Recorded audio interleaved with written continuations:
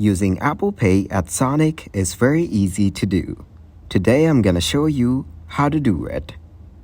Open the wallet application on your iPhone. Then add your credit or debit cards to Apple Pay. Before attempting to use Apple Pay, check if the Sonic drive-in you're visiting accepts Apple Pay.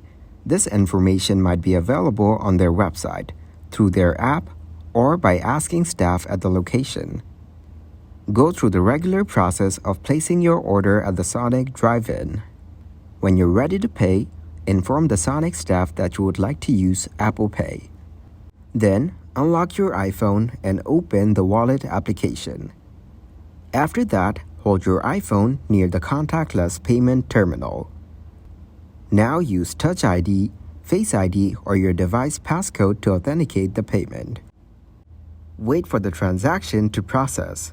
You might receive a confirmation on your device or a receipt from the staff.